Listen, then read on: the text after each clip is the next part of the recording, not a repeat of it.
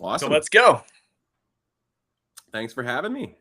course. Your mustache continues to inspire. Yeah, I was last few minutes coming up to the start here. I was last minute getting my wax. I Yeah. still gotta trim it, so it doesn't look the best that it's ever been, but I did give it a little twirl. I was actually at a show last night, and this lady that's like a friend of a friend that I kind of made acquaintances with, she was talking about how like it's kind of a spiritual thing, but like I've always kind of intuited this that like a mustache is sort of like an antenna receiver for like the magnetic receiver of the wisdom or whatever. Uh, What? but she was talking about how it's like really a vibrational link. Like the indigenous, they like would grow their hair like really long because it connects to that frequency thing. So a mustache is like the similar thing. I was like, you know what? I've been intuiting this and like kind of on like a half like a joking basis of like, oh, it's an antenna receiver. But she was like really serious about it and was like knew her stuff about it too. I was like, whoa, okay, maybe there's something to this. Maybe I That's am. funny because I've been growing my hair out. Oh And yeah, a like I little used to side for mustache. over 20 years, I've kept it very clean cut. But Yeah, now you can see in the back, it's all curling up in the back. And I sweet. just got it cut. So this is the shortest it's ever going to be. I'm going to keep probably 2 months, I'll grow it out. Do it. So yeah, and I feel like it sort of symbolizes like personal growth and like I'm coming out from under like the shell. And so yeah, same idea. I'm with it. Cool. I'm Yeah, looking forward to it, man. let's Luscious receive what the locks. universe has to send us. Yeah, sweet. I like it. Cool, man. So what are we going to talk about? Just whatever. I have your signature on at least two of my hats. Really? Let me grab. My signature. What's your DJ name? Turned up. I usually, if Virgo. I'm writing a like a tag on with like Sharpie, I usually say turned up is here, was here. Yep, yep, that's what it says. All right. I vaguely remember. I sign a lot of things at festivals, so my brain doesn't. Oh, I remember that one. Yeah, There you turned up go. is here. Yeah, there we go. That looks like me. That's my writing for sure. Do you remember this hat? Yeah, yeah.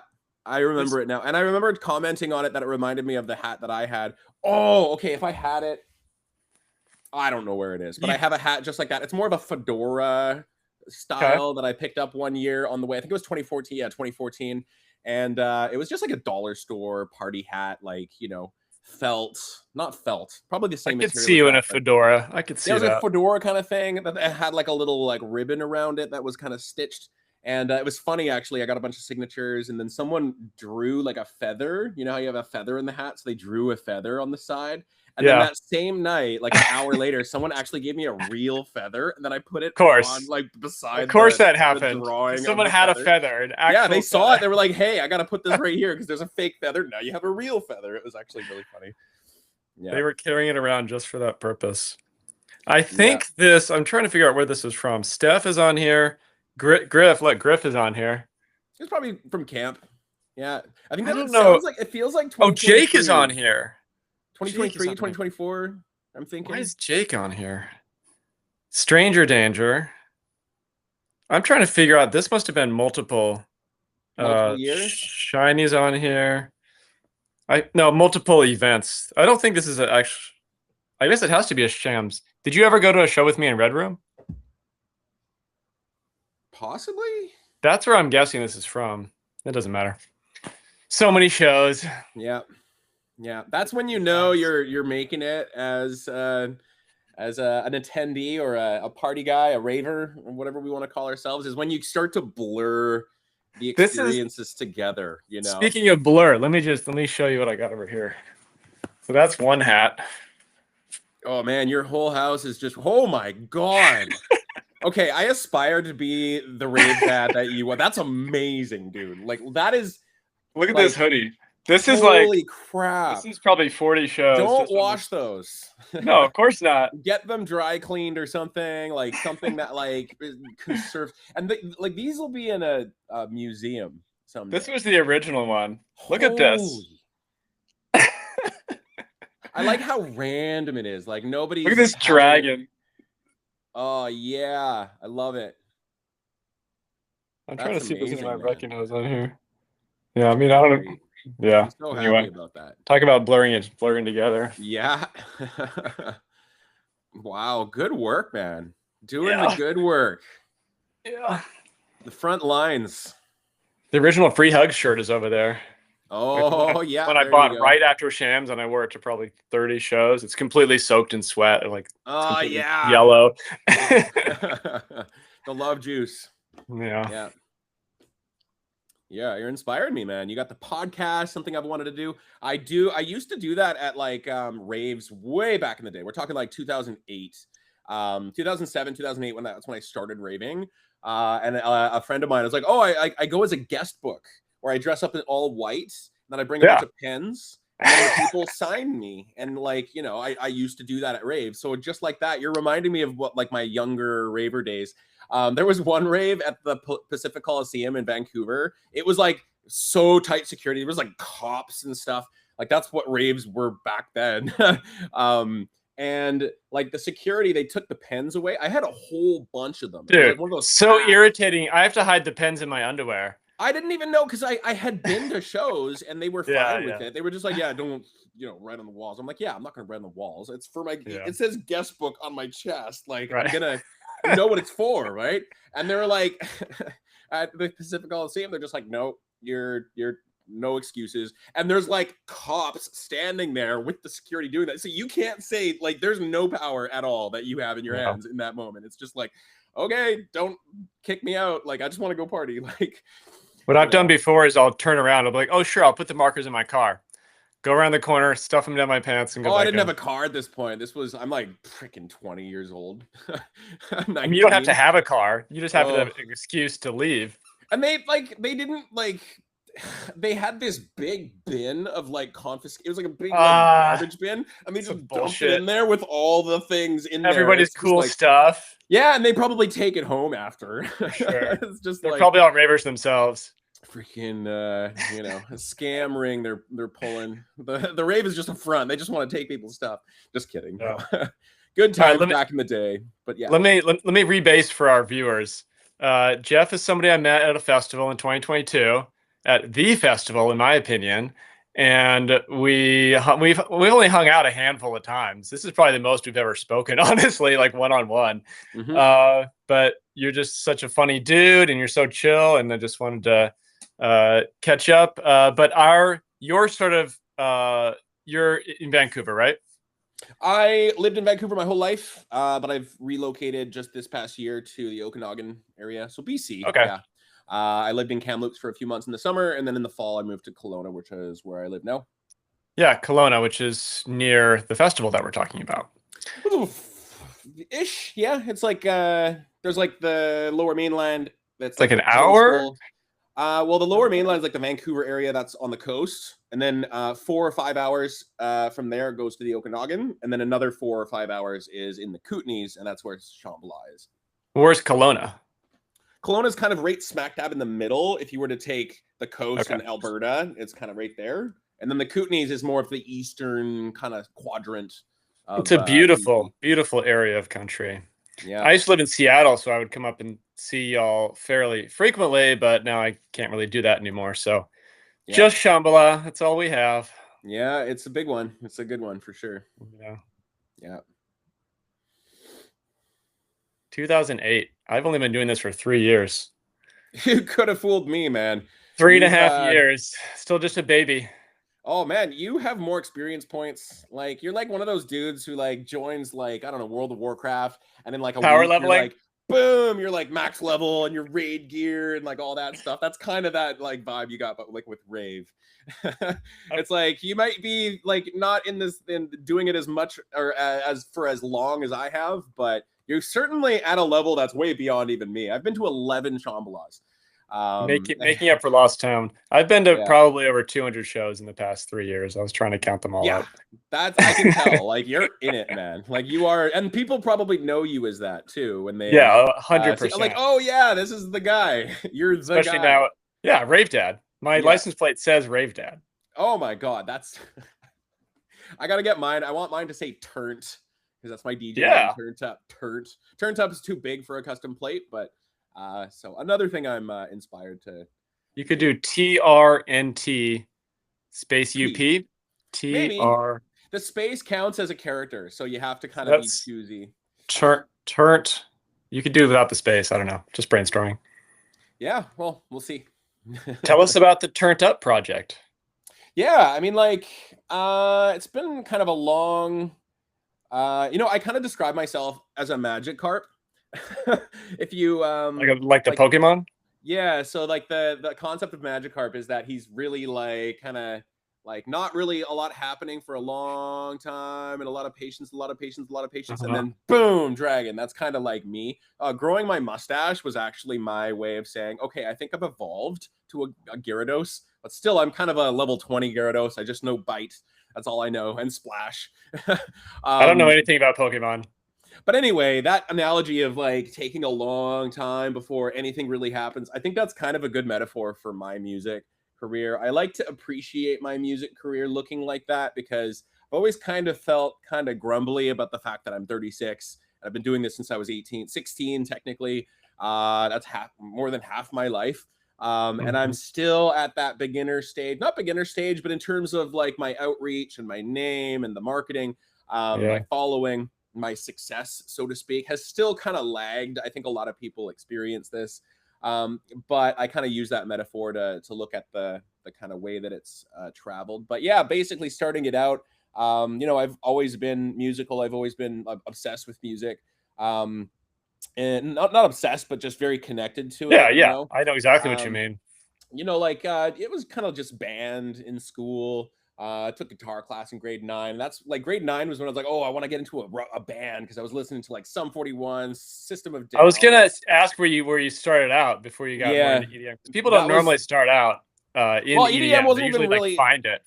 yeah, we didn't even really have EDM. No one said EDM when I was a kid, right? Like there was techno. That's what Sure, you sure, use to yeah, yeah, describe yeah. music that is made with computers. Techno, Well, at one and point there was only house and techno. yeah, like and I don't even hear like the name house, Anyway, so I don't know, when I was like 14, getting in, I got my first guitar. And I played like I was obsessed with playing the guitar like after school. I'd play for like 6 hours. I'd do my homework right after school and then boom, like just right into guitar. I had this amp.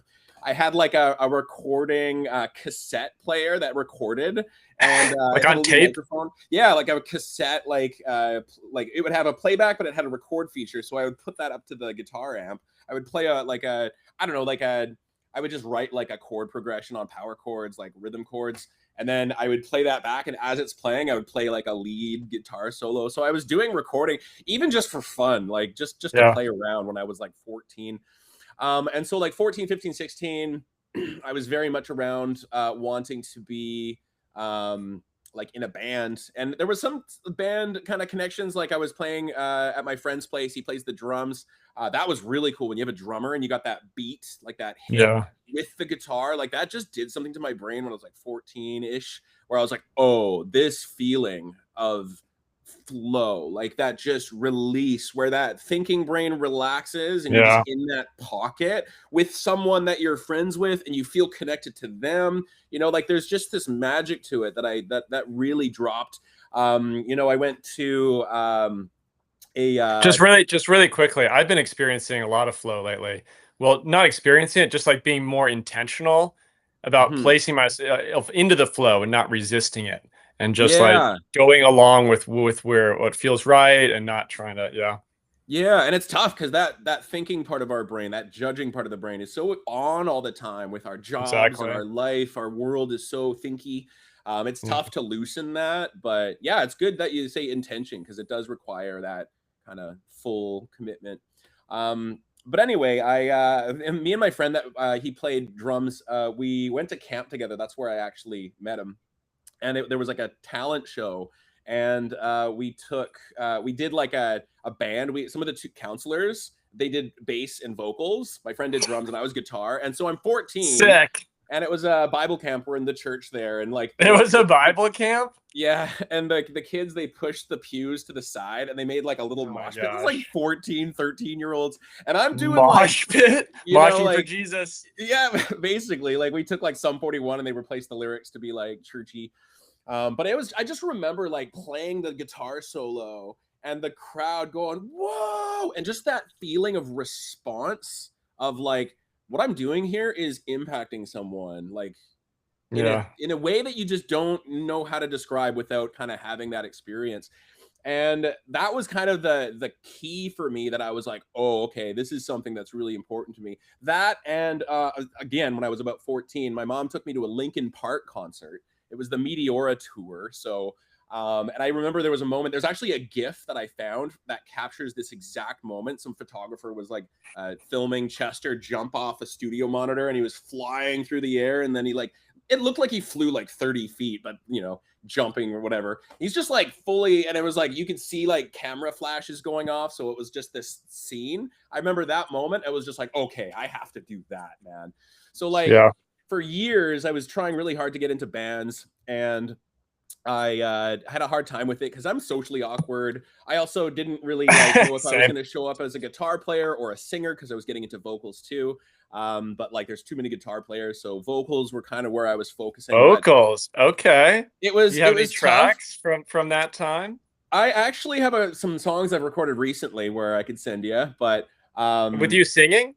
yeah, there was a song I wrote, actually an acoustic song that I wrote recently, no, a couple years ago. But I definitely want to hear that.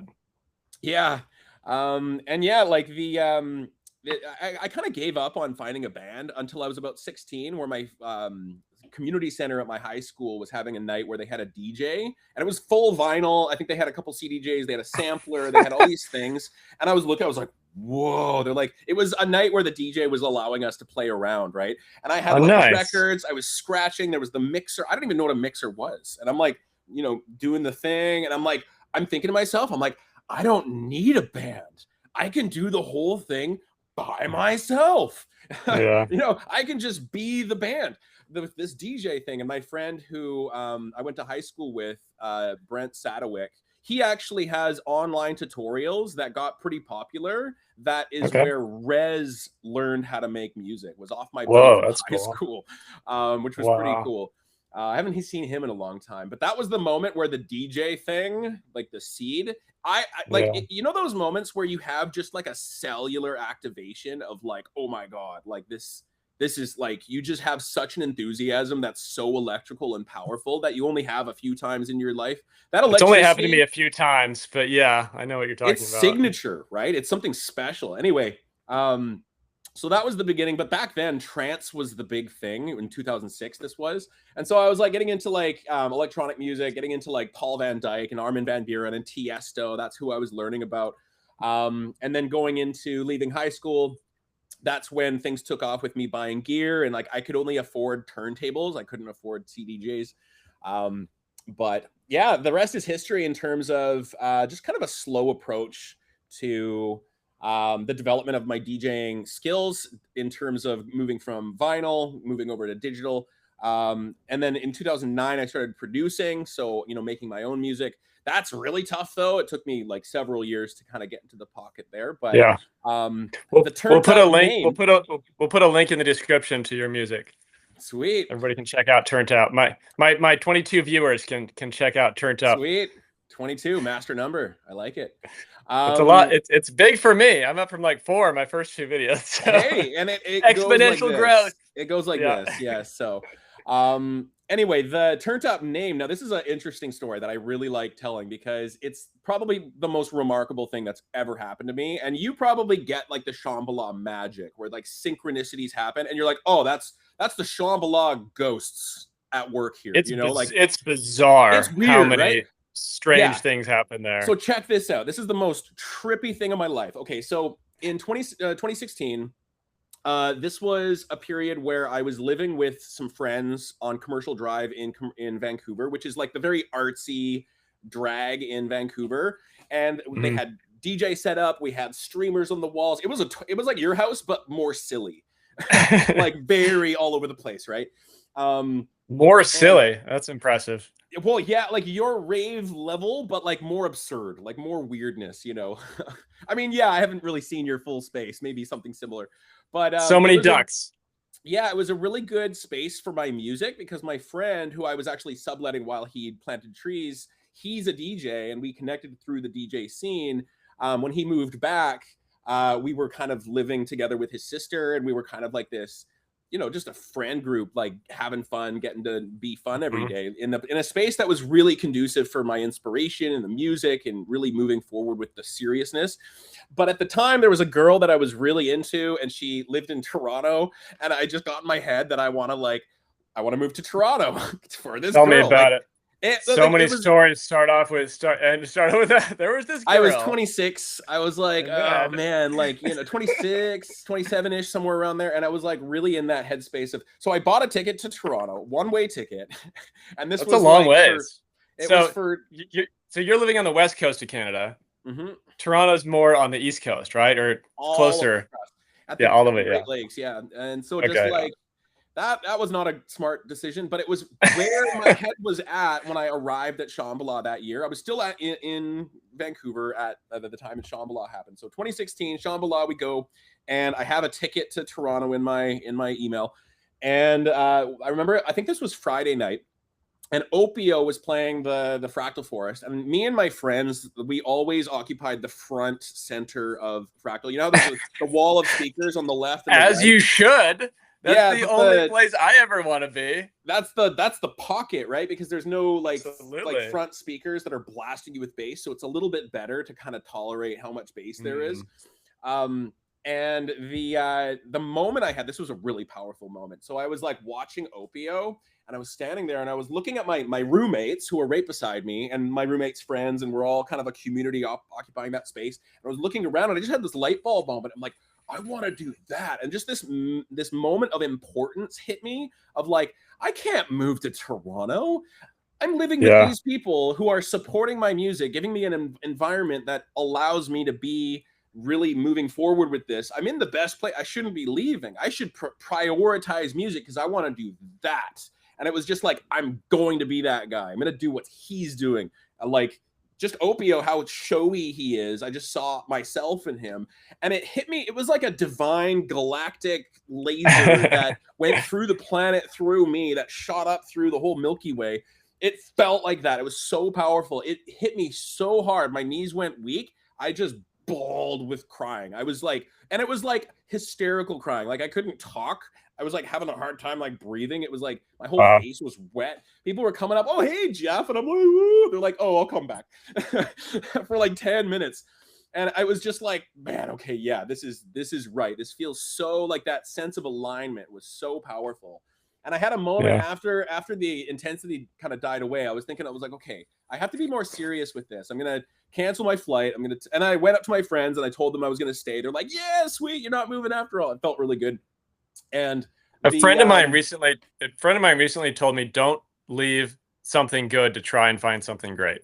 And it sounds like you had a kind of with your friend group that you had a good thing going. Like, yeah, it was great. And that was some of my most fond memories of living there. But in that moment on Fractal, after I kind of had that, I was like, okay, I got to think of a DJ name because I don't really have a name yet. I've always been kind of playing with these names and it just doesn't feel right. And I'm like thinking, okay, what should it be? And I'm like blanking on the dance floor. I'm like, okay, I'm not going to think of a DJ name right now. I'm just going to party and I'll come back to this later. So I was like partying for an hour, having fun.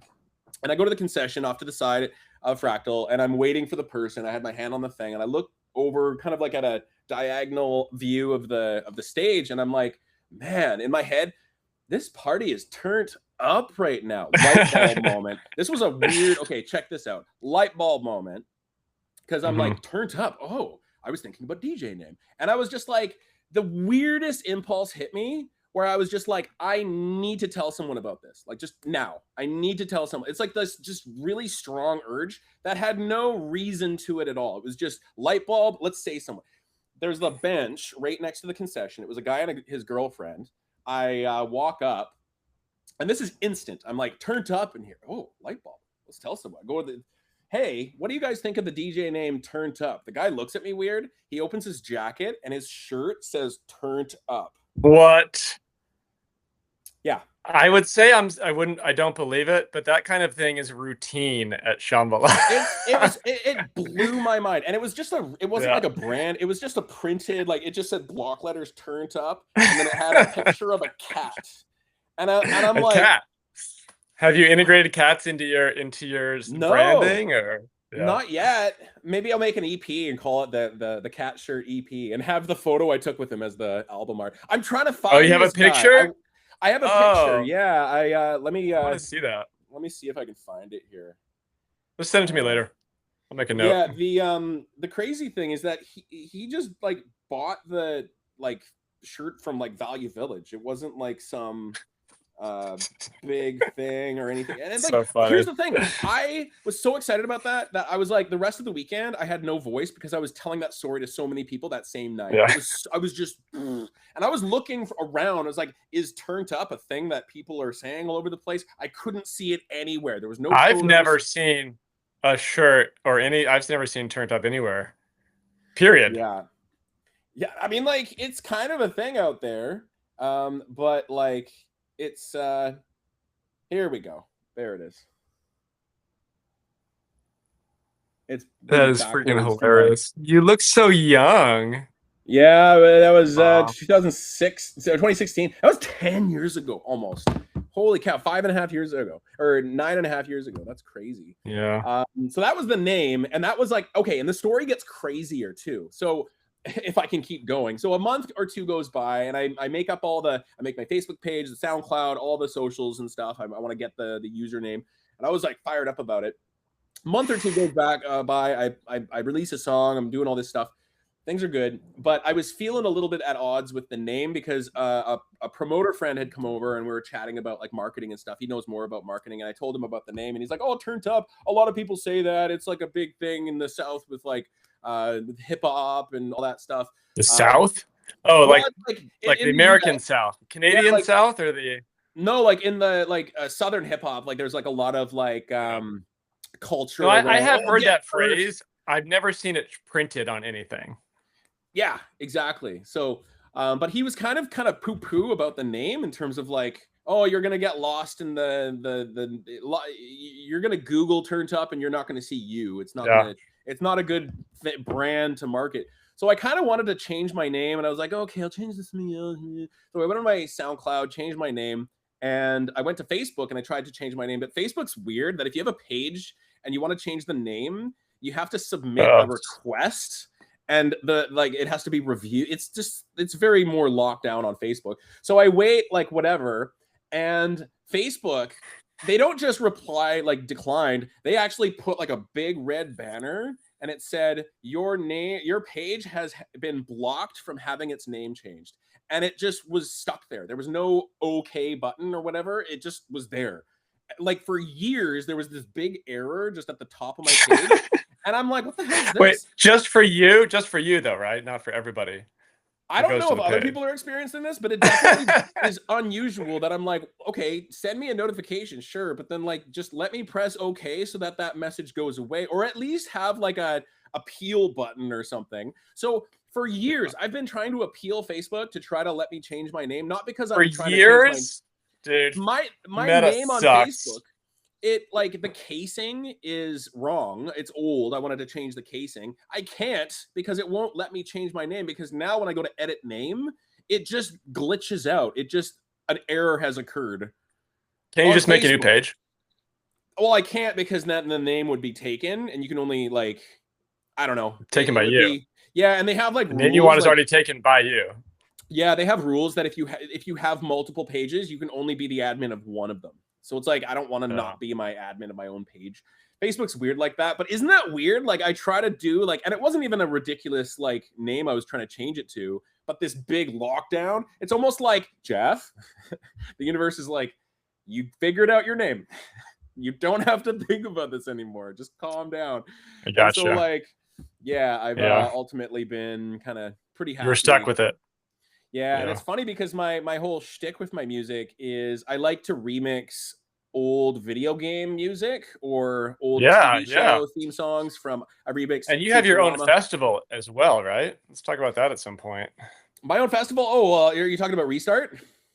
Yeah, Restart. Oh man, that's not my festival. That's my friend I thought it was you and Ando. Griff.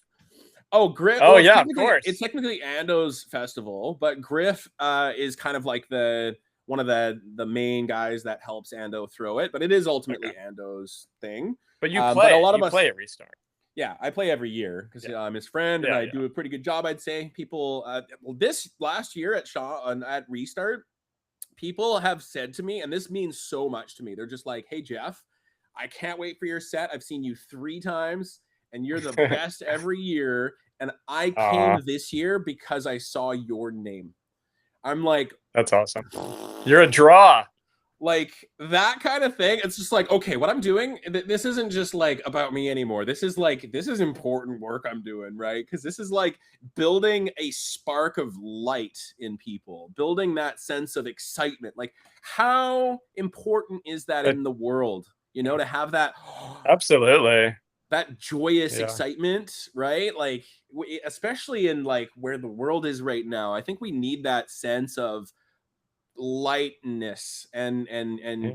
and love, you know, not to sound overly you know, fluffy or anything, but I think it's a very real thing that like we have strife in life, we have challenges, there's politics, there's all these things. But one of the cool things about festivals and shows and music is that it brings a community of people together Mhm. by default. There's no efforting needed for that meshing to happen. It's not like, okay, when we show up to a rave, what political party are you most supportive of? It's like, no, that's just not where Yeah, that conversation happens. I mean, people can talk politics and stuff at raves. It's totally allowed, but it's not really I a would say that. factor.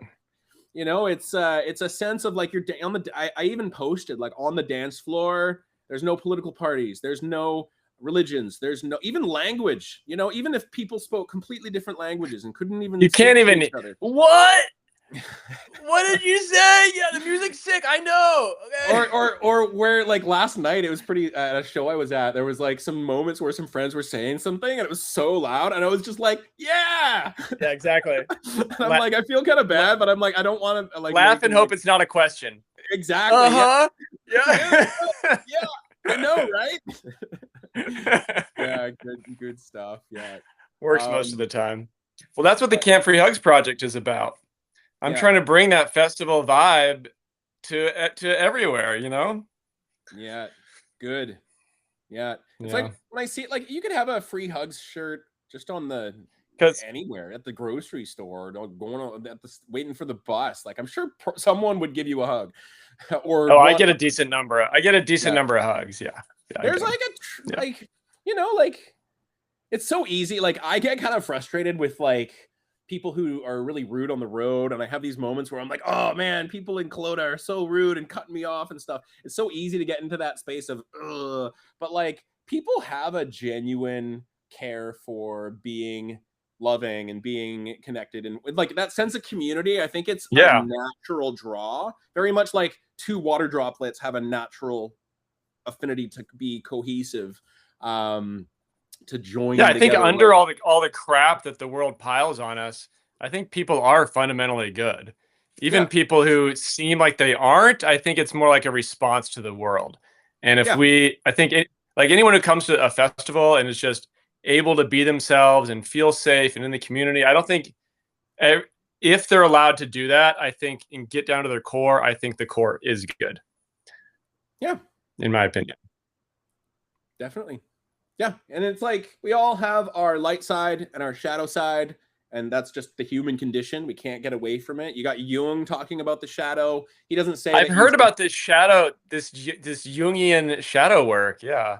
It's really powerful stuff because you have a shadow, but if you're not aware of your shadow, and the way that I look at it is like gardening, and I'm actually writing a book on this right now, is we have a Okay. responsibility as human beings, and this is ultimately what I think is the teaching of the core teaching of pretty much every religion, pretty much any mythology, or you know like something like a mythological based story like Lord of the Rings. You know, like what are these things getting at? What's the core? And the way that I like to describe it, it's you know the reason why there's so many different religions and different stories that tell that are reaching at this thing is because it's so nuanced, and you know it's touching on such a deep part of us that we all live with, and it's wordless, so giving it form with religions and stories and all these things, like it's not easy to really get. But the metaphor I like to use is gardening.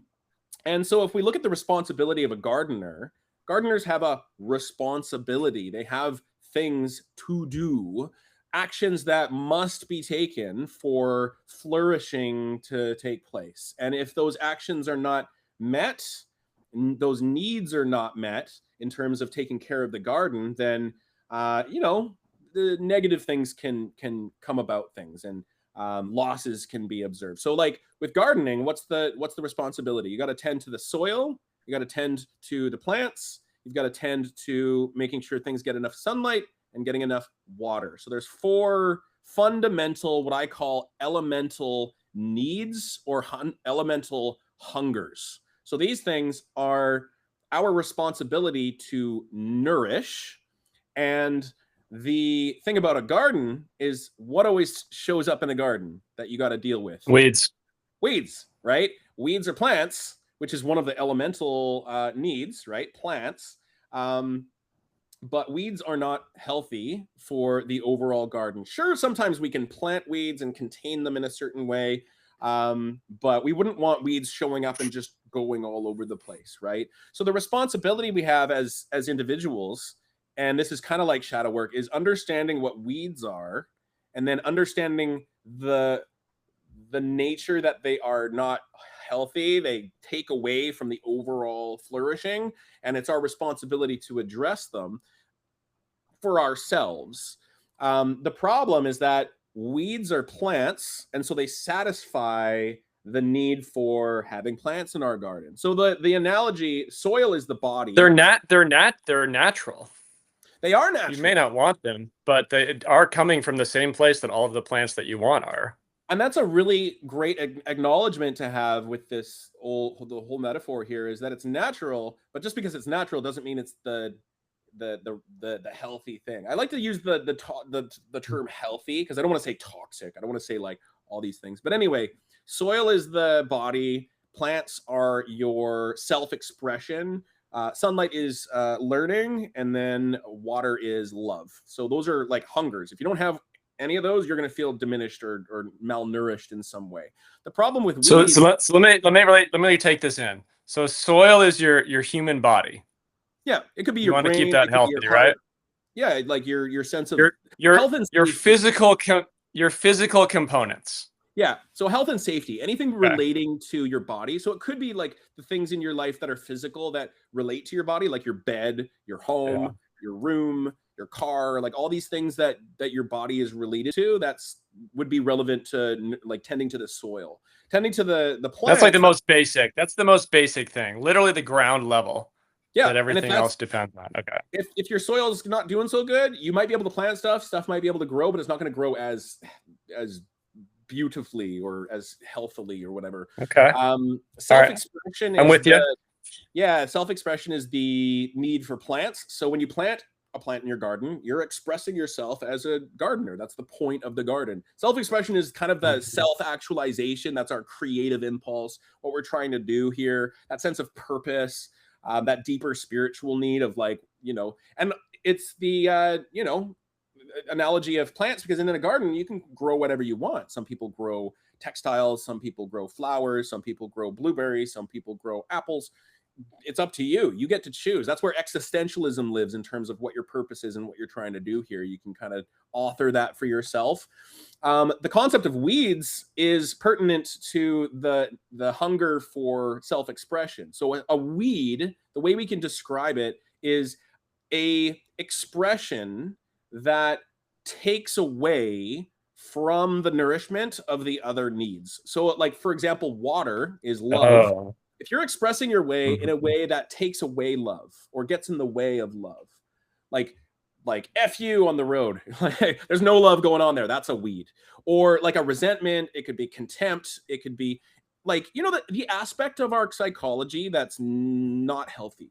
When you talk about therapy, there's judgments and attitudes that we can have towards a person or a thing or an event that is holding and not really healthy and taking up space. It's like a weed taking up your garden, taking up the water. Yeah, the weeds are often they're characterized by growing very quickly and spreading out and just being able to move more aggressively than the plants that you want. Yeah, and they in some ways that's the definition of a weed. Is that's why you want them out, because they are going to take over. Yeah, and it's so easy to get carried away with that, like anger and judgment and those negative emotions, it's easy to just let those take over. Yeah. And Definitely. it's interesting because when this analogy came to me, it was like a blast, like a download. But like it's so apt with things because it's like with weeds, here's the kicker. Here's the real issue that gets in the way of our self-responsibility is weeds are plants. So if the gardener doesn't really have a lot of their own things going on, if that's a feeling deficient because it's a hunger, if we're still hungry for self-expression, Mhm. when a weed shows up, it can satisfy the feeling of self-expression, right? It can feel like, Yeah. oh, if I point my resentment towards this, or like I'm feeling a sense of nourishment in the sense that I feel like I'm expressing myself. So it actually does satisfy the need for the plant, but it actually takes away from your sense of love. It takes away your sense of learning, because if we're in that judgmental place, you're not curious, you're not there to learn. So the mind, the The heart, the the weeds are overshadowing yeah, the plants that you want, they get in the way, they take the taking resources, blocking the sunlight. and like if you've ever had a falling out with somebody and things looked ugly at the end and like things weren't on good terms, like there's weeds involved, right? Like there's that sense of lacking goodwill to the person. That just, how much does that happen in the world? How much are we seeing that in the world? There's so many weeds. If you like look at this in the sense that weeds do serve a purpose in terms of satisfying that sense of self-expression, the problem is when people look at their weeds and they go, oh, plants, I'm going to water my weeds. I'm going to put investment into my weeds because it makes me feel like I'm doing my job as a gardener. As a human being, I'm doing my job. Yeah, That's the problem, is that we lose sight it's of true. the importance of looking at the weeds and being, actually, I didn't plant these. These just showed up. Those judgments, how automatic are they? That's the limbic system. That's the emotional reactive side, the fight or flight side of our brain that wants to just blah. Notice how automatic it is when you get like a rise or someone gets triggered. It's an automatic thing. They're not going, oh, I'm going to be triggered right now. I'm going to choose to dislike this person for a very intentional reason. If someone's going through that Yeah. full objective thought process, they're probably going to be at a place where they're like, actually, no, these, So I've met a number of people, and I've, friends, family members, talked about this with like, people I've dated and stuff. And I've noticed that like, there's kind of this distinction between people that like look at this and they're like, oh, this is like, they really get it in terms of, oh yeah, there's definitely those moments where I have those weeds come up. And man, once you kind of learn this, it's just like, oh yeah, those are the weeds. Yep. Yeah. Just the word weeds is so easy for me to, yeah, gardening, just get those out of there. It's not always easy. Sometimes it's like, yeah, I'm just going to be weedy right now. But at least I have that awareness, right? But some people, and like, some That's people the first step, right? Is knowing what are weeds and what are plants. Like that's a I like call it needs over what did weeds. GI Joe say? GI Joe says knowing is half the battle, right? Just being able to tell the difference is a huge step forward, And even if you can't do anything about it right away. yeah, and that's kind of what I want my book to do, is like to help people identify like the Jung shadow. That's weeds, right? What he talks about in Yeah. his writings is, it's not about like taking the shadow and having that as you. It's seeing it as an aspect of yourself that you need to be in control of, that you should be aware of, that you should have mastery over. Just like your weeds, you have mastery over your weeds. It's kind of in that same lens. And then when you look at what's the title of your book? The Project Eden Covenant. Okay. Yeah. So Project Eden Covenant, the work is in the name. So project is a effort towards a specific goal. Eden is like the Garden of Eden. It's a community. So like the goal is having a global community, global Shambhala. That's the way I like to think about it. Imagine if that sense of community. Tell me about it. Yeah, that's the goal. That's why can't we do that on a global scale? There. My main takeaway was this is what it should be like all the time. Yeah. Yeah. That's what the whole thing is. That's what Eden is that's like the natural human condition. It's just hanging out, going down to the river, talking to people, just being, existing and being happy. That's the way it should be.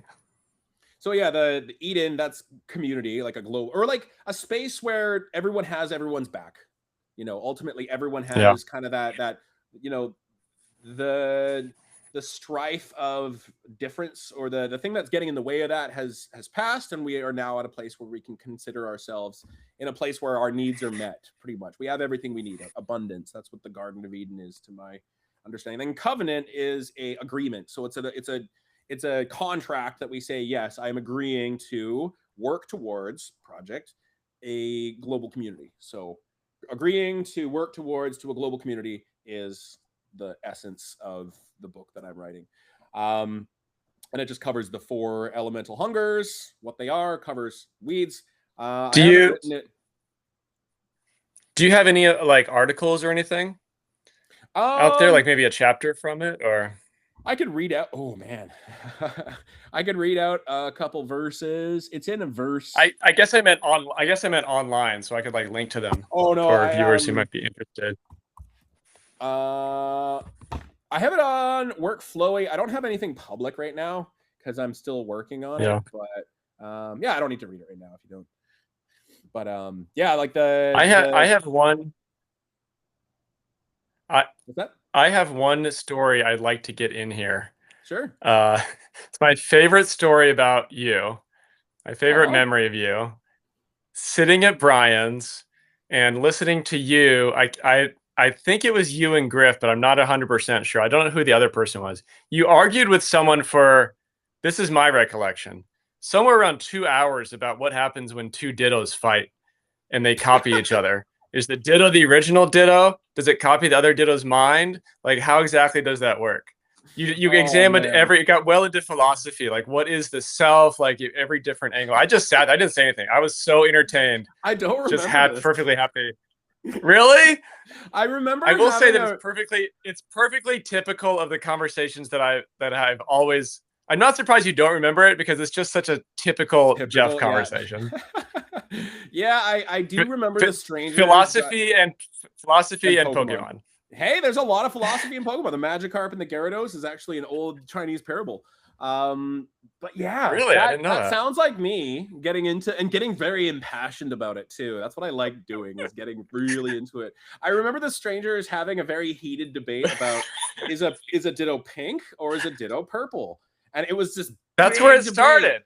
It was like, I think that was it. That's what I'm remembering. Yeah, and I was going so guys. So maybe what happens when a Ditto copies a Ditto? That might have just been one part of that broader discussion. The premise was like on the one camp, they were like taking such political sides on this. It's like, no, he's purple. He's purple. No, he's pink. And then like I'm like, guys, like, wait, what color are you? Isn't it obvious what he is? Well, not really. On the inside, or because he's why don't you know if he's, what about the image? Like if I Google Ditto, isn't he purple or pink? There's different episodes where Ditto is a slightly different color. There's blue Ditto. There's gray Ditto. There's all kinds of different colors of Ditto. So like, I was coming in and be like, so Ditto can be whoever they want to be, you know? Maybe Dittos can change. Are you saying the natural color of Ditto, or because now we're going to have the entire debate over again right now if we keep talking about this. Yeah, and like actually, I pulled up a meme, and there was a still from the show, the anime, and it was like 2 Dittos. One was blue and one was purple, and one of them was handing the other one like a flower or something, or like just being, or like just they were like smiling at each other. And the caption of the meme was like, "Here's 2 differently colored Dittos being total friends. If they can do it, then so can you."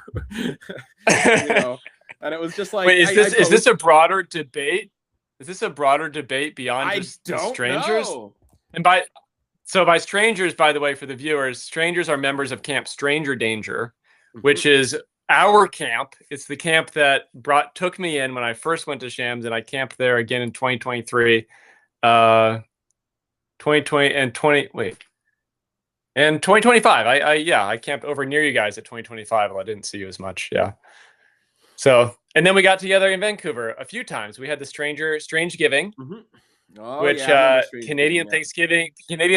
I have the pic. There were like 30 people there. That's one of my favorite pictures. Yeah, Michael came up with me. I don't know if you remember my friend Michael from Seattle. I was dragged him around to so many shows at the beginning. So Canada, you have your Thanksgiving a month before America, something like that, right? In October. Yeah, Yeah. So I like was the able to second go up. Monday of I was October. able to go up and do. I did Canadian Thanksgiving with you guys, and then I was able to come back and do American Thanksgiving. So the Yeah, double. You they guys made Brian, I think, made an amazing turkey or somebody. It was yeah, great. and it's like a joint effort. It was kind of like a potluck sort of thing. Yeah, and it was like halfway between Yeah, Canadian yeah, and yeah, American for sure. Thanksgiving. Yeah, It was like right smack dab in the middle, so yeah. we can both have two each. Yeah. And then we went and saw who played. I'm trying to remember who the headliner was. I know Cascade and G Jones were there. Oh, that was the Blueprint show. It was Who was the Netsky, headliner? Oh, BTSM. yes. Yeah, Netsky That's right. played, Rusko Yeah. played. Rusko was like one of the first Yeah. acts too. I was like, what? Like he's who I came for. Like, but hey, Yeah. and yeah, G Jones played a good set. It was good. Good Oh, times. Nets guy's so good. Yeah. He played in a parking garage in Seattle a few years ago. Really? That's pretty sick. Nice. Yeah. So there's a Halloween rave in Seattle every year. It's called Boo, which is fun because you have the Halloween costumes with the ravers, and they open up the parking garage, and they'll have like usually the drum and bass they put in the parking garage, but it's sick Yeah, because go like over there. the concrete is vibrating and the acoustics. I saw Dimension there. Oh, it's Nice. incredible. Sweet. Yeah, Liking yeah. it. I think they put Delta Heavy in there this year, but unfortunately, I was here in Virginia, so I missed it. Yeah, moving all over the map. Yeah. Yeah, man. But yeah, thanks for giving me the platform to talk about my music. And Project Eden is not something that I normally bring up too much because not everyone really receives it. You know, some people are like, actually, judgments and resentments are useful. It's good. It's good to have a framework for it because this year Yeah, for me has been all about figuring out what are weeds and what aren't, and like figuring out what is serving me and what's not. So what's I like that. healthy? It's a good way to think about it. Yeah. What's Yeah. serving? Yeah. And it's like what's in the way? It's a Yeah. really good relationship builder too, because like in relationships, when things get tense, you're just like, okay, where are the weeds? Where are the things where, yeah, what's getting in the way of me having goodwill for you? Like that's the main And it like question. separates it. It separates it from the person. Like there's not something wrong with you. It's this little It's the aspects that attitude. it's no one's fault. We just need to identify like what the actual problem is and deal with it Yeah. together. Yeah. And that's a really good thing to say because a lot of times when we're addressing our issues, things can get tense again if we approach it in a way that engages that part of our brain that's going, "Oh, this person's out to get me or is blaming me or something." Like that's kind of that like So what? fear of weeds is really the thing. So if the weeds are the issue being solved, then there's a complete avoidance of that, as long as things are communicated right. So one tip I've gotten is that when you're having sort of a high conflict or potential for high conflict conversation, don't use the word you because it often can be taken accusatorily, and it also ties what you're saying to that person's sense of self, and you don't want to do that. Mm-hmm. So you say like, it makes me feel such and such when this happens without tying it, instead of saying you do this or you do that. Or yeah, this what you've said, or the focus on this particular thing is, Yeah. yeah, disidentifying it, dissociating it from a personal attack. Yeah. And it's funny because like Yeah. after having that initial thought about it, I actually like did some checking. I was like, am I right about this? Am I like, where's my blind spots? And I looked up some psychology. I looked up some thinkers out there that think like this. And yeah, like right in the literature, it's just like, yeah, it's something like contempt. There's no value at all for contempt. Like whenever we have contempt, like asshole, like there's no value for that because it's actually bad for your brain. Like your neurons are in a stressed place and are not integrating as well when you are in a state of contempt or resentment. It's like the brain knows that there's something wrong and something's like, oh, I have to be on the defense. And in that slightly stressed state, the brain actually has a harder time producing chemicals that help with neuronal links and synaptic connections and stuff. It's really interesting to see that this like what starts off and sounds like spiritual stuff, which you could call it spiritual in the sense of personal enlightenment, I guess that's what it's talking about. But there's really is like neurological stuff and like physical Yeah. stuff and scientific stuff to really be, it's cool to see that validation that, you know, And like social media and stuff, and it just drives us to feel that contempt. Like, oh, it everyone fuels out the there is so weeds. stupid and foolish, and there's so many bad things. And you're sort of in this cycle of like, but it's also, I think it's seductive, because if you have that feeling, then you have that feeling that you're better in some Yeah. way. Like, Yeah. And and it's it's just normalized on, you, yeah. yeah, it's like social media, it normalizes it because you see a, like so many memes out there are just full of weeds, and it's like everyone's liking it and sharing it. It fuels the weeds so much, and it's just like, oh, we're swimming upstream here I've with, I've been very intentional about making my social media bring me positive feelings and emotions, and yeah, it's taken a long time to it's get the weeding the algorithm, garden. but now I'm pretty like, it's pretty good. Like, I don't, I go on my social media and there's like stuff like, it's all pretty fun There's stuff. positive So stuff I too, am yeah. perhaps missing out. I'm perhaps missing out on what's actually going on in the world, but it's fine. There's nothing I can do about it. Probably not So as much as you think, like I don't watch the news, and like, not to say that I'm avoiding the news. I know that the news is important, but I get like lots of information from many different sources. Like, I'm not just going to say, oh, I'm going to go on YouTube and learn everything. It's like there's podcasts like this where people are talking about the world, talking about what's going on politically. But like there's podcasts where people are really taking one side and really fueling that side and being like, "Meh." But then there's other people who are oh, talking about absolutely. things in a Oh very yeah. broad, open, objective, non-political way. But political in the sense like I have a justice to serve, or maybe as a citizen I have a responsibility to talk about this and move the conversation forward. Well, like how do we take action? What's Yeah. the right social justice action to take? There's a lot of conversations that we can have there without needing to be fired up by the news, because the news wants to fire us up. Like it wants to get us Oh, absolutely. going. That's their entire business model. Yeah, is to flare up the Keep you emotions, and engaged, then that, keep the outrage. Yeah. and it just feeds the weeds, and then the weeds go stronger, and like it's crazy because like there's some stuff that I see on social media where like people that I know to be very like reasonable, mature people, like on social media they are in the depth of the weeds, and it's like Yeah. they are in that place where there's that sense of rightness, and that's the weed. It satisfies self-expression, right? I think people go into that place of, I gotta do something, I gotta throw my emotions and anger out there, because it's a sense of lacking control. You see something big out there, political, some injustice happening, Yeah. some terrible news, and there are injustices happening, right? There is a reason for us to feel bad about these things because there's people suffering, etc.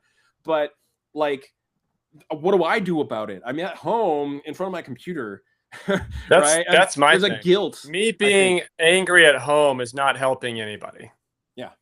least of all me. Yeah. And it's like, I think there's value in the sense of anger, and the thing that the emotion, that dissonance we feel that fuels the weeds, that kind of breeds them. I think there's really good wisdom to be learned about that reaction. It's almost like inflammation in your body. If you have inflammation in your throat, what does that tell you? Okay, there's probably either something I'm breathing in or I have an infection. Like there's an information feedback. Oh, you got to get the door. Oh, you gotta keep talking. I can hear you. I can hear you. Keep talking. Yeah, so it's like inflammation has its value in terms of indicating there's an issue to be addressed, but inflammation isn't Yeah. something that you want to have just as having it, because inflammation equals, in medical terms, disease. And every doctor would say Yeah. inflammation is the disease. So get rid of the inflammation, whatever causes the inflammation, that's going to get rid of the disease. So it's like really interesting to look at like the anger. It's like that's an immune response. We need to acknowledge that. There's no, oh, I don't want to be angry, I just want to be a stoic my whole life. I mean, there's a time for stoicism, and then there's a time for like reflecting on why I'm upset about something, and like something needs to be addressed. I think life is not just about having fun and color and light and celebration. We also have issues to be addressed, so there is a responsibility we have there. But handle our weeds like properly to give us a better sense of how to actually take action. Like the activism that works is like very much around nonviolent resistance in terms of civil disobedience, like Thoreau's work and his philosophy. Martin Luther King took Thoreau's work and Do he went you with it. participate? Do you Yeah, participate in any of that, like in person, or yeah, tell me so about the that? not too commonly. Usually when there's something that goes on that requires a voice, I think Mhm. nonviolent protest is an effective one. I mean, it depends on where it is. There's a lot of nuance depending on what the protest is about. For example, a couple years ago, 2022, there was protests going on around the world for the Iranian population because the government there was a woman who had died in police custody in Iran for taking her hijab off. And it was a protest of saying, no, I don't want to wear this. I should have a freedom to not wear it. And she unfortunately died in custody from the abuse and violence that she received from the morality police. And so, there's a lot of Yeah. human rights stuff to talk about that. But the entire Iranian population, or a huge population, there's a lot of unrest there in terms of their sense of justice because the regime that's in there has only been there for about 50 years. So it's not like like a really Yeah. old regime. And so like the population has this kind of sense of we need our justice. So a lot of people went to the streets in Iran, which is very risky because you don't get to protest there. And a lot of people got arrested, a lot of people got beaten, a lot of people died in their own country, just showing up to a protest, not even being violent. So there was a lot of like violence going on in response to Masa Amini, that's her name, who passed away in the police custody. And so the whole world, it went viral, and there was protests all around the world. And in Vancouver, there was weekly protests, and they were huge. We're talking like 4,000 people surrounding the art gallery. They had the megaphones, they had the whole thing. People had signs. It was huge. And what is so astonishing to me, and my a friend of mine who is Iranian, he told me some things about the reality of being Iranian who have family back home. They said that some Iranians who are in Canada, Canadian citizens who have been here their whole life, they have family over in Iran, and they have to wear masks at a Canadian protest because there's people who will Yeah. film the protests and they'll identify the Iranians who are in the crowd, and then they'll punish their family at home because of them being in a Canadian protest for against their government. So it's like things like that, like that's where like my brain starts to like I start to feel that sense of weeds coming up of just like god damn it, like it's not fair for people to have to be treated like this by their government, right? Like it's being Canadian, being really lucky that I don't have to worry about a government that's going to do things like that to me. All I have to But worry it is a about really, righteous anger. I mean, yeah, that's something that's worth being angry about.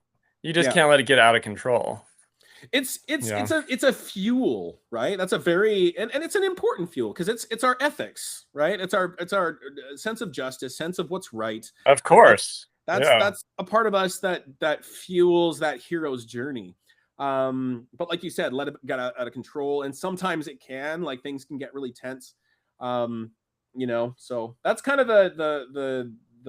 the protests that I've been to. Back when cannabis used to be illegal in Canada, we used to have the 420 protest every year, which is a big stoner fest, let's be honest. But that was kind of a protest that I would attend, and they would kind of be like, legalize it, which I know is kind of in It's transit with cool. the US. That's kind of like there's a few We're getting states. there. Yeah, We're getting there. baby Yeah. steps, but It's that was legal. another It's one legal in Washington, in Colorado. Oregon. It's legal in DC now. Yeah. Cool.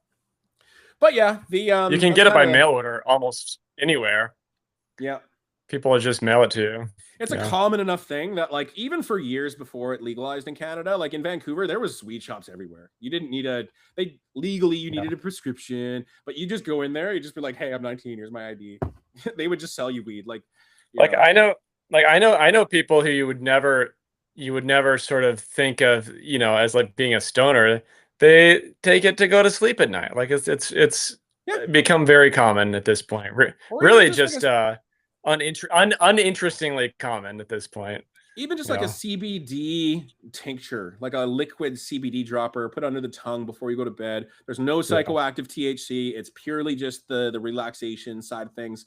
Or someone with anxiety, Mhm. someone with epilepsy. There's so many medicinal applications that yeah, it's interesting to see where the world's moving in that regard. Yeah. So in the festival community, there's sprouts, right? You familiar with this? Mm-hmm. Putting sprouts on people's hats and stuff. So that just your gardening reminded me of that. Like the sprout is like grow a new plant, you know, grow something good. Someone gave me this the other day, Oh, nice. Big one. which You should I, clip that to your yeah, hat it's as just huge, like, yeah, right? as a joke. It's just like, Oh, oh, you got a like sprout? this? Check this sprout out. That's Check this perfect. out, Yeah, Lord yeah, yeah, Sprout. yeah. I love it. And then That's my great. friend gave me this too. So this is a toy Oh, soldier with a sprout growing out of his weapon. growing Isn't up. that It's like awesome? that that classic thing. It was like a video where there was like a soldier with a rifle, and then like a hippie goes up and he Yeah, puts for like a the dandelion flowers or a little exactly. flower. Yeah, Yeah, just the flower. the exact same thing. Yeah, yeah, Yeah, keep growing those good plants. yeah. And I it's have like one. yeah. Go on. I made some music recently. Oh, really? I think I may have sent them to you. Did I you? produced two tracks. So my first one was my friend said wouldn't it be cool if Meatloaf was dubstep?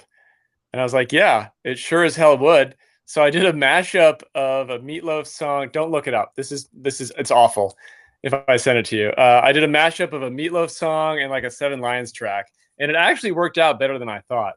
But You then have I to made my show me own this. track with my own vocals. I'll send it to you. Oh, Uh, dude. and then I guess I can put them. I'll pop my SoundCloud into the link. Cool. And then I I like made it. a track of my own. I went into GarageBand. I put it together. It took like 4 hours to make this 2-minute track. I recorded the vocals myself, Nice. and it's supposed to evoke a obsolete artificial intelligence that's being switched off in favor of its upgrade. And it's like its last 2 minutes of this is what it does during its last 2 minutes is to do this To make a music. song. Yeah. The one last song of the obsolete. It's titled "Elegy for an Obsolete AI." And then my friend who does hooping, she does hooping mixes, and I put together a hooping mix for her. I went into GarageBand. I did all the transitions. It took me an entire day. I did 30 songs. I chopped up all the songs, like the parts that I wanted to use, and I did all the transitions. I was like sampling things, and I felt flow. Like when you get the transition just perfect and everything lined up, and like I'm moving these things around pixel by pixel, and then listening to it over and over again, and then it hits, and it's just like, oh, what an amazing feeling. Yeah. Yeah. So that was fun. Yeah. And then I played it for her and she freaking loved it. We listened to it together and like dancing. It was so fun. But Gotta love my music. main conclusion from yeah. But my main conclusion from doing that is I'm never gonna be a pro producer or even DJ, and probably not even amateur, because it just made me realize how much I don't know, which is a That's lot, the and beauty of it, though. how long it would take me to get even somewhere, so I was It like, you does know take a what? lot of work, but I I like to can't think follow of I can't follow every dream. Not every dream yeah. can be fulfilled.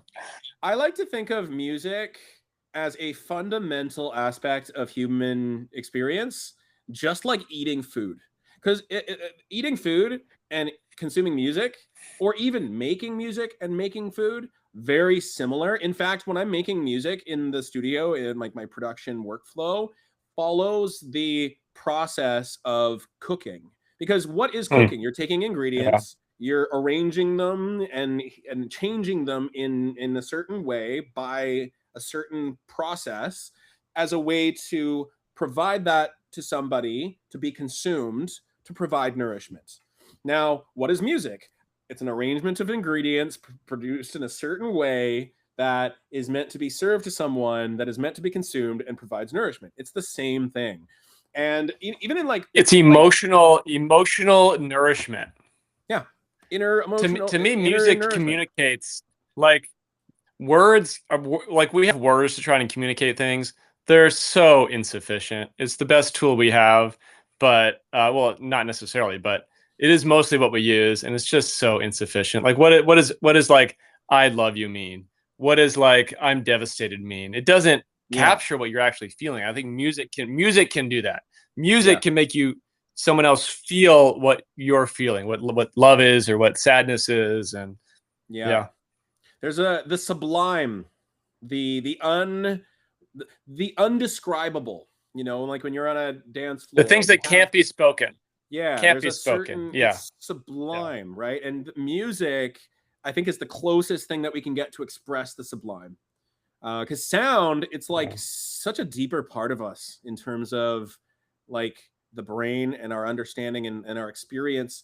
And I think sound is able to, like, you know, like, isn't it the craziest wizardry that if you play a major chord and a minor chord for a kindergarten class, a million different kindergarten classes around the world, and you played a major chord and a minor chord, and you had them do a little quiz and said, okay, which one of these sounds happy?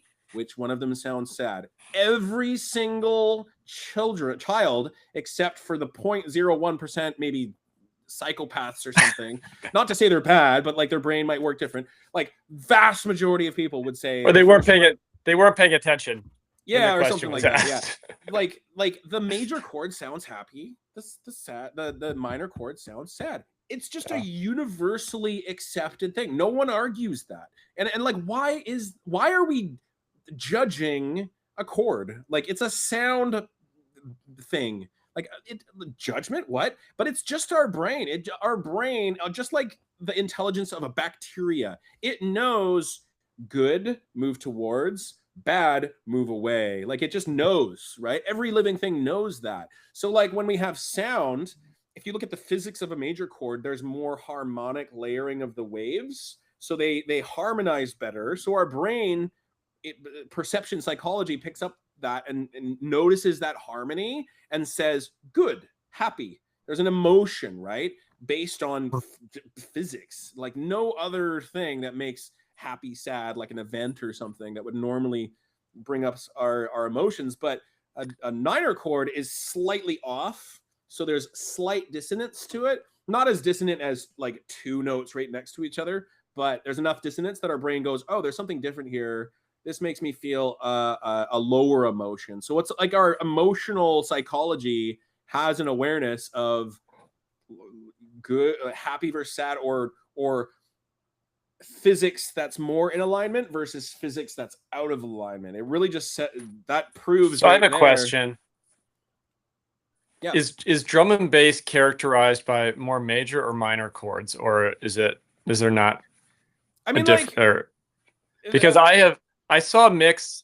The reason I ask is because Muzz, do you know who Muzz is? Yeah. The drum and bass artist. UK. Yeah. He posted a mega mix. He posted a mega mix of 100 drum and bass songs in 15 minutes. Wow. He called it the F minor. He called it the F minor apocalypse. Apparently every single one of those songs was F minor. Well, yeah, so this comes into the physics of keys in bass music. So if you have B flat minor, that's a horrible key for you're nodding like, yeah, I know B flat minor. It's just that the root note, the fundamental frequency is so low. Well, I did actually play in high school band for 3 years. So. Oh, okay. So you probably know I can still read music, sort of. Yeah, but like a little bit. Yeah. F minor is so common. Okay, first of all, minor key, the more kind of sad, dissonant kind of, that's just more common because it sounds cool. It's edgy. It's what you go to a show. It's like mostly that kind of like, you know, it's in your face, right? Like, but something like Gold Dust. That's a major key. It's got that upbeat kind of fun. That is a very happy song.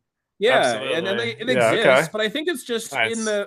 If you look at historically, like the 1950s, 1960s, lots of major key music because people were kind of contented post World War II, I guess. And then I think in the 70s, 80s, like the Beach Boys. Yeah, people started to get sad in the 80s. People started to go into like, the 90s. We got like the Smashing Pumpkins, and then the 2000s, the emo movement. Like, it's just all this sadness. I think that post 2001, 9/11, I think we kind of fell into a bit of a spiritual slump. I think people are getting into like that sad, minor key. So to your question, I don't think a genre is characterized by the major or minor or whatever key. I think it's just a little bit more commonplace.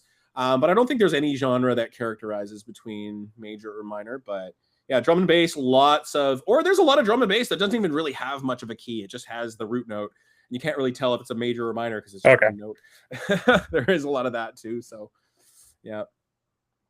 But yeah, the physics of sound and our emotions connected to it's just such magical. It's like, why do we all have that perception? Oh yeah, this one sounds happy, this one sounds sad. It just, that's the thing that music gets us, is that's what connects us all. That the way we all can say that the major chord sounds happy and we all just have that shared understanding, it taps into the community. It taps into the you get me. Like you have a song that you play for a crowd, you play 100 people, that's not a huge crowd. 100 people, how many beliefs is that? How many differences in attitudes, worldviews? How many differences are there between 100 people? Probably 100 times 100. Probably like 100,000 differences between those things, right? Between those people. But if you play a song that they all kind of recognize and everyone's singing along, where are the differences? They're off to the side. They're harmonized, even if it's a minor key song. Well, if it's techno, I'm gonna leave. So there's a difference. You don't like techno? I hate techno so much. Yeah, it's pretty. That's not what techno sounds like. You don't like techno? Is like. Oh, maybe hard techno. Yeah, I think I could probably. I've played a couple techno songs in my sets. Have you seen me play yet? Have you been to Restart? Are you a Restart attendee? I don't think I've seen you at Restart. I wish, man. No. Oh, you're far away. Yeah. To go every year. No, but even when I lived there, I wanted to go so bad, but I never lined up. Yeah. Gotcha. Well, hopefully we'll see you there some year. But yeah, I play every year. So I what time? Should anyway. What month is it? What month is it in typically? They have had them previously May long weekend, which is Victoria Day here in Canada. It's in May, like middle of May. But that is proving to be not effective because every year it either rains or like hails. In the Okanagan, it's like it'll be hot. It'll be like a hot day. And hail and thunderstorms. All the expensive equipment out there, and it's just hailing all over. Big ones. Yeah, I saw big, huge honking ones, and I was like, "Man, is it going to damage my car? Do I need to put something over my windshield?" Like, yeah, that's where I was like, "We're hiding away from the hail." Some of the DJs had to stop because it was a thunderstorm, and for safety reasons, had to kind of hide away. I had to go take a piss, but the bathroom that they made was in this like sheet metal porta potty that he just made. I'm like, I'm in a metal porta potty. This is how I'm gonna die. I'm gonna get struck by lightning sitting on this thing. Like, oh my gosh. But yeah, it's a good time. Restart, and it's cool because we're forming a pocket of community that people are coming multiple years. People are talking about it. There's a really good word of mouth forming, really cool. Probably more locally, but that's a really good planting the seeds to really. There's a lot of festivals that started that way, you know. If you start just get bigger and bigger.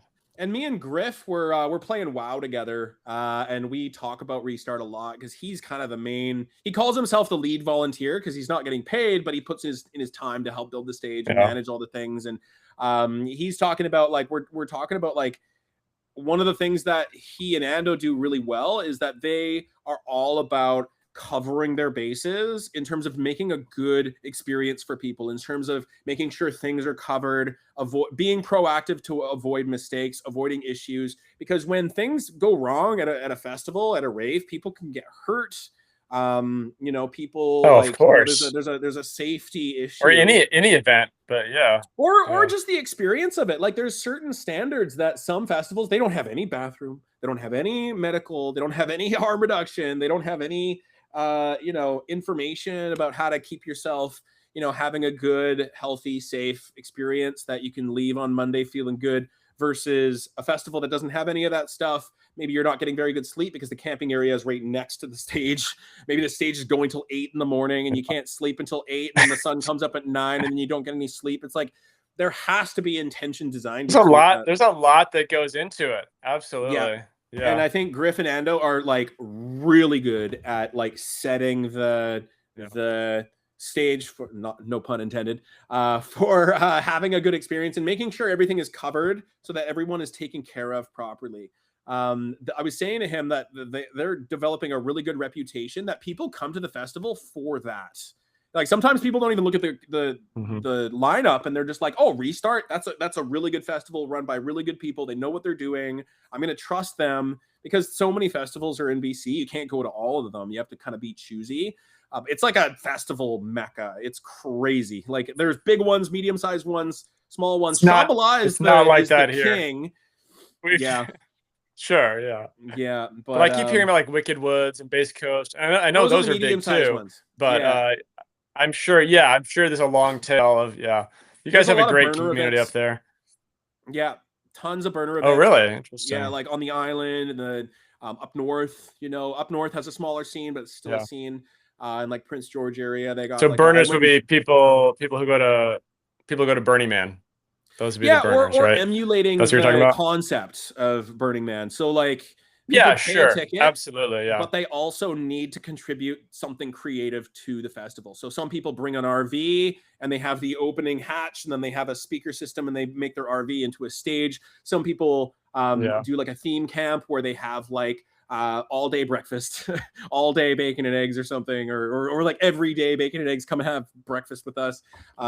Just providing a give back in some way, which I think is really cool. As an artist, that would be my give back, is I play a show, but I'm not getting paid. I also have to pay a ticket to provide for the festival promoters that are putting on the show. So your part of your brain is going, hang on, I'm a professional. I should be getting paid for this instead of paying to go here. But in terms of the burner thing, like it's not about a transaction. You're giving, and that's it. That's what the burner consciousness is. Oh yeah, you show absolutely, up and give. And that's there's no like, okay, what am I going to get in return? You're going to get something because other people are going to be giving. You just know that there's a give default, that everyone's there, so you don't have to worry about asking. You're just offered, that is different than like a regular sort of like music festival. Like you go, you buy your ticket and you enjoy the music. Yeah, but burner. Most of the burners out here, but most of the burners out here don't go to Burning Man. It's too far away. It's Virginia, so they just have like the local one, and they all get together and just contribute what they have, and it's a unique approach for sure. And those smaller ones are put on because it's far away, especially for you. Even for me, I'm in BC. Nevada's ages away. Plus, it's not a very accessible festival in terms of acquiring a ticket. It's an expensive ticket, but it's also expensive to get your ass all the way out there. You also have to have all the desert stuff, like you're going down to Arrakis. It's arguably the least. I don't actually call it a festival. I don't think of it as a festival. It is what it is. It's Burning Man. I think it stands alone. Yeah, but it's probably the least accessible event of its type in the world, arguably. It's also intimidating. Like I have respiratory sensitivities. I have skin sensitivities. I might be a total princess on that side of things, but like, even at Shambhala, the air at Shams, dude, I'm getting to Monday, I'm like, I gotta go home. I can't breathe. Like, this is bad. It gets really dusty, right? I can't imagine what Burning Man's like. Like, it must be like, holy shit, like this is like the funny thing is that I actually got worse respiratory issues at Shambhala this year, way worse than I did when I went to Burning Man. I think maybe because just at Burning Man I was very conscientious about my mask. And at Shams, I was like, I wasn't really wearing as much as I should, and it built up. So yeah. I'll never go back to Burning Man though. That was sounds like glad I did it. So I'm not curious, but no, that's its own thing. You got to be a special kind of person to do that. Hey man, I'm gonna let you go. Yeah, this was really fun. Yeah. Thanks for Is there anything else you wanted? I mean, we have like 5 more minutes. Is there anything else you wanted to get out there, or anything left on the table? Thanks. No, it's been a great time. You're inspiring me to do this. For my Turned Up thing, it's at Turned Up Tracks with an X. I'm sure you'll link my stuff. Yeah, I'll put the link in the description. 100%. Yeah. And then the Project Eden, that'll be pretty much just in my wheelhouse until I finish the book, which might be a few years yet, because you know, it takes a while to write a book. Yeah. So thanks for I'm giving me a glad chance that to you talk gave about me that stuff, because I like I don't work on it Of enough. course. So like talking about it gives me that inspiration of, oh, I gotta get going on this. So yeah. But yeah, I appreciate the time, man. Thanks for yeah. Yeah, I'll send you a copy. All right.